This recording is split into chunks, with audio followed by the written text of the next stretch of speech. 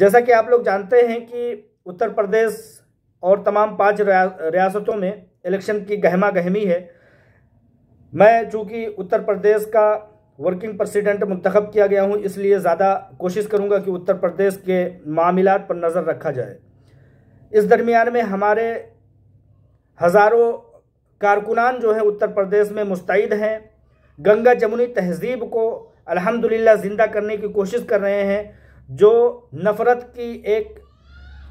खाई खोदी गई है उसको पाटने की कोशिश कर रहे हैं और जमहूरियत पसंद लीडरान को सपोर्ट करने का काम कर रहे हैं। अल्हम्दुलिल्लाह रब्बिल आलमीन, बहुत बड़े पैमाने पर उत्तर प्रदेश में बेदारी मुहिम चलाई जा रही है, बेरोज़गारी के ख़िलाफ़ लड़ाई लड़ी जा रही है और उन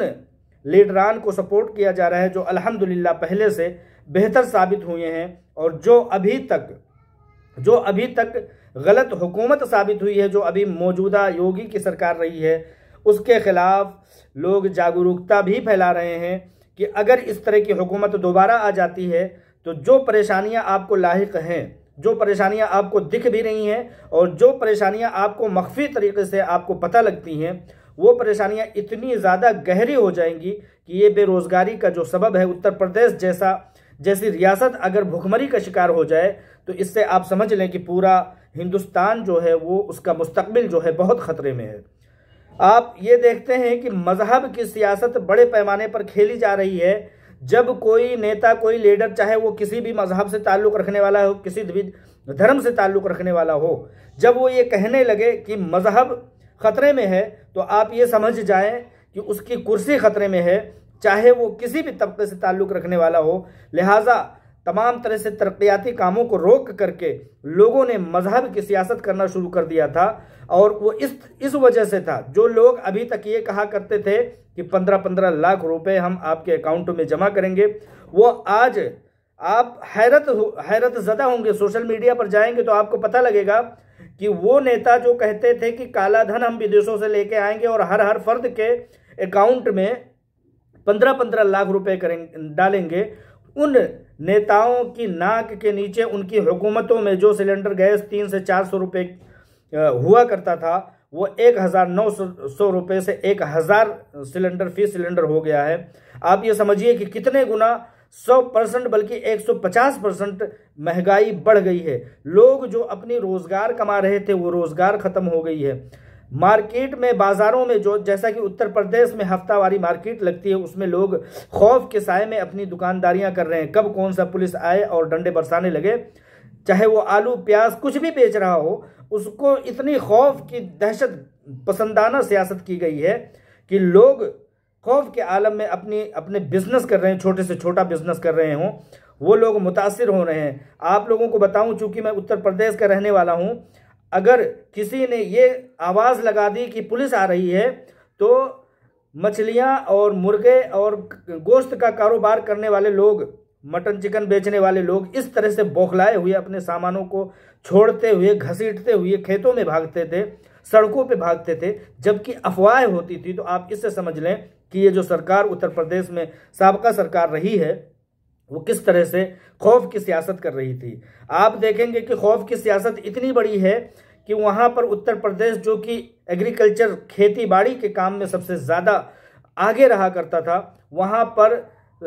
गाय और जानवरों की इस कदर बहुतात हो गई है कि जिस खेत में 300, 400, 500 गाय घुस जाए, बैल और सांड घुस जाए, उन खेतों का क्या होगा। लिहाजा उत्तर प्रदेश की जनता ने, आवाम ने अभी तक, चूंकि 4 मरहलों में जो इलेक्शन हुआ है उसमें इस बात का सबूत बड़े पैमाने पर दे दिया है कि यहाँ की आवाम बौखलाहट शिकार लोगों को समझ चुकी है और जात और धर्म और जज्बात से खेलने वाली सियासत को समझ चुकी है। लिहाजा एक तरफा इस तरह से उत्तर प्रदेश की सियासत हो रही है कि कई एक लोग, उम्र दराज लोग कहते हैं, 60 साल लोग, 70 साल लोग कहते हैं कि इस तरह की सियासत और इस तरह की मुखालिफ सरकार के मुखालिफ हवा आज तक हमने अपनी पूरी 60 साल ज़िंदगी में नहीं देखी थी। ये बहुत बेहतर भी है मुल्क के लिए भी, यहाँ के अवाम के लिए भी, और तमाम तरह से तालीम, सेहत और बेदारी और बेरोज़गारी के लिए भी बहुत बेहतर है कि इस सरकार का जाना भी ज़रूरी है। 2022 में अगर उत्तर प्रदेश की सरकार नहीं जाती तो 2024 में जो भारतीय जनता पार्टी की अभी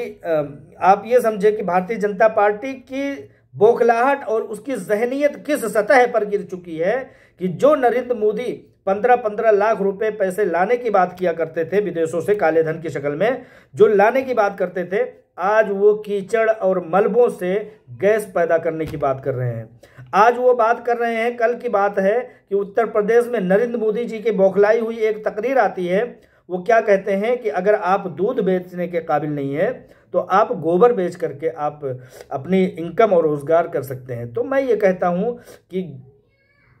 गाय का मूत और गोबर खाने और उसको बेचने वाले लोग मुल्क को कहां तक पहुंचा सकते हैं। दुनिया चांद सितारों से भी आगे चली गई, बड़ी बड़ी कामयाबी हासिल कर रही है। ये सरकार उत्तर प्रदेश की और ख़ास तौर से मोदी सरकार किन किन चीज़ों में पड़ी हुई है। हैरत होती है ऐसी बातों का नाम लेते हुए। आप लोग मेरी झिझक को समझ सकते हैं कि ये कैसी सरकार आ गई है जो तालीम, रोज़गार, सेहत, तंदुरुस्ती, पढ़ाई लिखाई, नौजवानों के रोज़गार की बात को छोड़ करके ऐसी ऐसी बातें करते हैं। ऐसे ऐसे वीडियोज़ आ रहे हैं कि सोशल मीडिया पर कि आप देखेंगे तो हैरत होगी। मैं आपको बताना चाहता हूं कि योगी जी की एक सभा में वहां के लोगों ने, कोई जात पात के लोग नहीं थे, अवाम थी वहां की अवाम ने वहां पर जितने भी गाय, बैल और भैंस और छूटे हुए लावारिस जानवर थे उसको खदेड़ करके ले आकर के जहां योगी जी तकरीर करने वाले थे वहां पर कैद कर दिया। और पूरी सभा में आप देखेंगे कि सिवाय गाय, भैंस और बैल के कोई चीज़ नज़र नहीं आ रही है। तो इस तरह से उत्तर प्रदेश की आवाम गुस्से में है और इनके खिलाफ एक ख़ास पार्टी को वोट दे रही है और उस शख्स को भी नकार रही है जिसको भारतीय जनता पार्टी ने 2000 किलोमीटर से दूर से ले आकर के मोहन भागवत जी के इशारे पर तकरीरें करवाती है। वो भी बुरी तरह से बौखलाए हुए हैं। अभी तक 4 चरण उत्तर प्रदेश में इलेक्शन हो चुके हैं। अल्हम्दुलिल्लाह आवाम की समझदारी और हमारे मुल्क के हिंदू, मुस्लिम और हर जात की यगानगत को मैंने इस तरह से देखा है कि मैं ये कहना चाहता हूँ, इस बात से खुश होकर के कहना चाहता हूँ कि हमारे मुल्क का हिंदू, मुसलमान, सिख, ईसाई भाई 500 साल, 600 साल, हज़ारों साल से एक साथ रहते थे।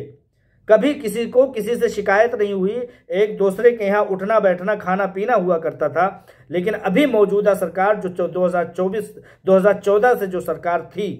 और है अभी, उसने इतनी बड़ी मजहबी खाई और लोगों को मजहब के आधार पर तकसीम करने का काम किया है कि लोग तकसीम हो गए थे। और वही काम नरेंद्र मोदी ही नहीं, एक बैरिस्टर वो भी कर रहा है। खुद को पढ़ा लिखा कहता है और कहता है कि मैं बैरिस्टर हूं, वकालत में बैरिस्ट्री की है, जबकि उसको शरीयत जिस दीन में, जिस मजहब में, जिस आबा व अजदाद में, मुस्लिम कबीला में, जिस कबीले में वो पैदा हुआ उसकी शरीयत उसको नहीं पता है। और वो कहता है कि मुझे कॉन्स्टिट्यूशन की पूरी तालीम हासिल है। वो अपनी शरीयत को नहीं जानता कि हमारी शरीयत क्या तकाजा करती है हमसे। और गद्दारी मुल्क के मुसलमानों से और एक ख़ास वर्ग को फ़िरका वाराना मामलात में उलझाने का जो काम कर रहा है, इन सब लोगों को उत्तर प्रदेश की जनता ने, आवाम ने जिस तरह से नकारा है, अल्हम्दुलिल्लाह बहुत खुशी, दिली खुशी और बहुत ज़्यादा फरहत महसूस कर रहा हूँ इस उम्मीद के साथ कि इंशाअल्लाह ताला आने वाला दिन फिर से हमारे मुल्क में भाईचारा का पैगाम लाएगा, अमन व अगानगत फैलेगी और ये जो फ़िरका वाराना तशद्दुद के माहौल गर्म करने वाले लोग हैं वो पीछे जाएंगे। इंशाअल्लाह ताला अमन से भरा हुआ हमारा मुल्क होगा, एक फूलों से गुलदस्ते की तरह से हमारा मुल्क होगा इंशाअल्लाह ताला। हम सब की, ख़ास तौर से हमारी पार्टी महिला एम्पावरमेंट पार्टी और आलमा डॉक्टर नौहरा शेख साहिबा सुप्रीमो ऑल इंडिया महिला एम्पावरमेंट पार्टी की जो सुप्रीमो हैं, उनकी यही सोच है, उनकी यही कोशिश है कि हमारा मुल्क एक गुलदस्ते की तरह जैसे पहले था एक बार फिर से उसी तरह से कायम हो। इंशाअल्लाह ताला हम सब की इसी बात पर कोशिश रहेगी। अस्सलामु अलैकुम व रहमतुल्लाहि व बरकातुहू।